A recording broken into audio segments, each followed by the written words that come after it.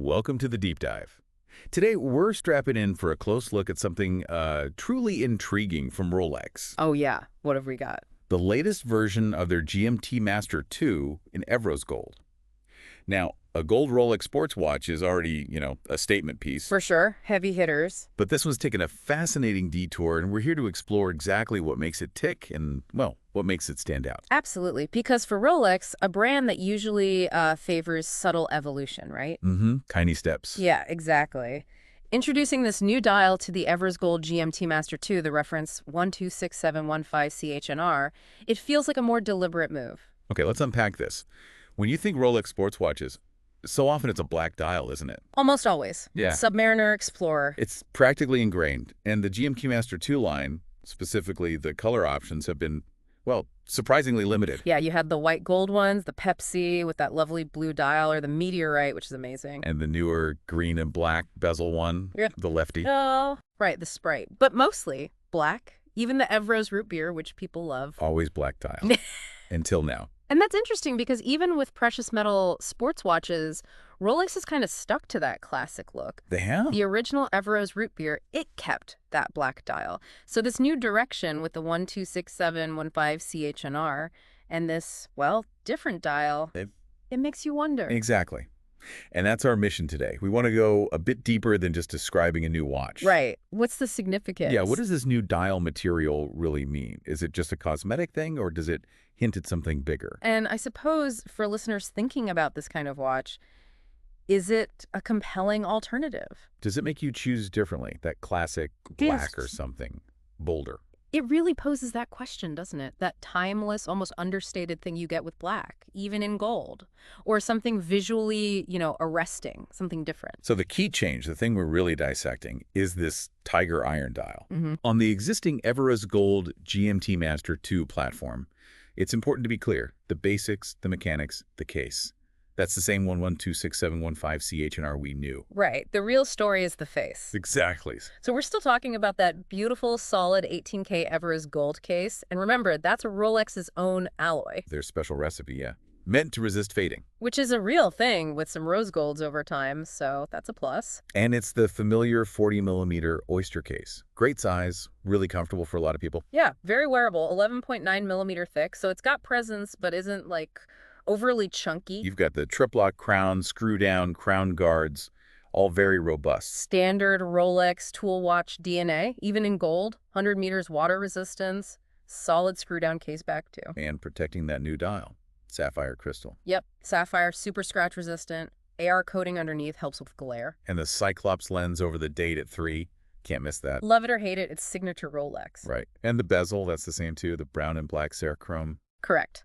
Bidirectional, 24-hour bezel, brown and black ceramic insert, that's the CHNR, Chocolat Noir. Oh, okay. And the numbers and markings are recessed, filled with pink gold PVD. Looks great with the Everose case. So yeah, apart from that dial, it's familiar territory. Yeah. Very high-end familiar territory. But that dial, wow, it really is the main event here. Tiger iron. Okay, tell me about Tiger iron. I know Tiger's eye. Yeah, it's related. Tiger iron is what they call a metamorphic rock. Basically layers squished together over ages. Cool. What's in it?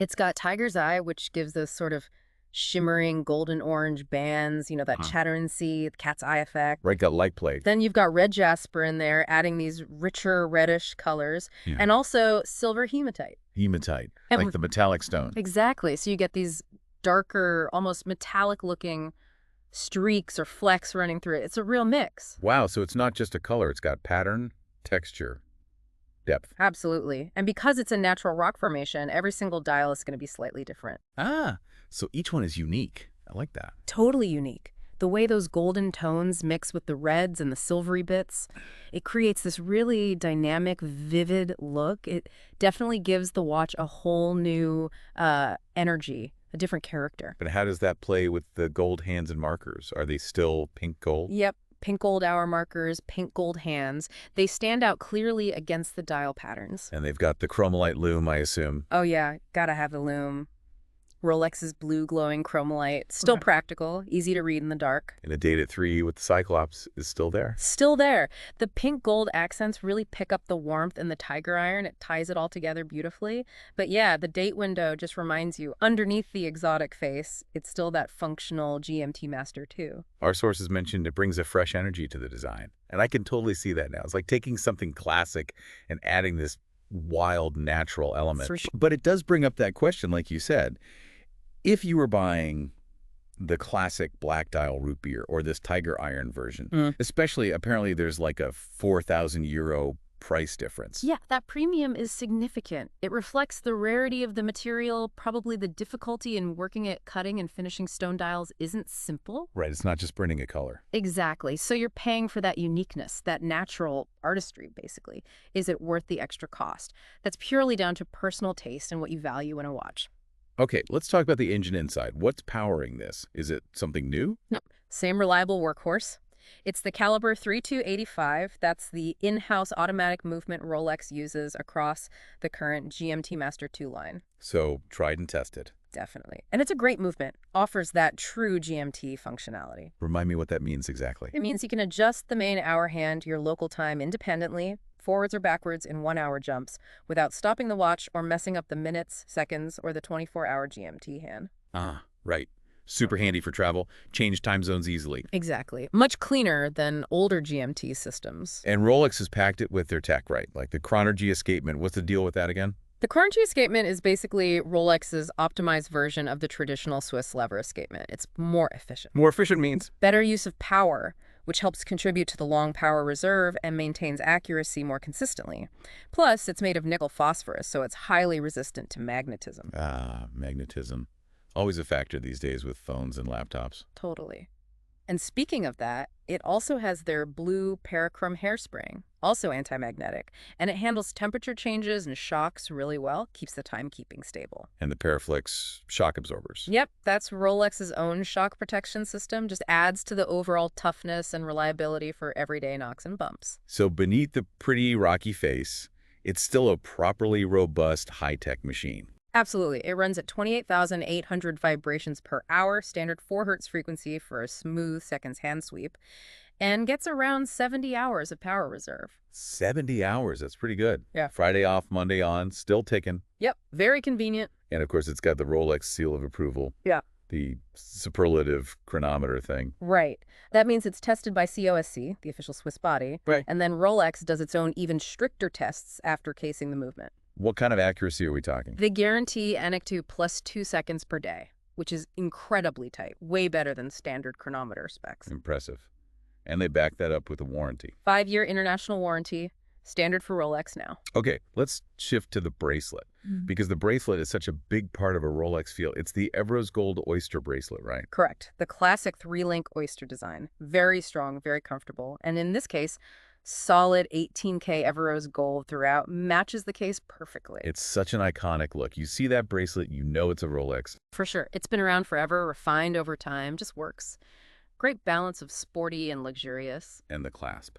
Safe and sound. Oh yeah. The Oyster Lock safety clasp folds over, clicks shut, very secure. Prevents accidental opening. And does it have that little micro adjustment thing? The Easy Link? It does. The Easy Link Comfort Extension. Brilliant feature. Lets you add or remove about 5 millimeters of length instantly.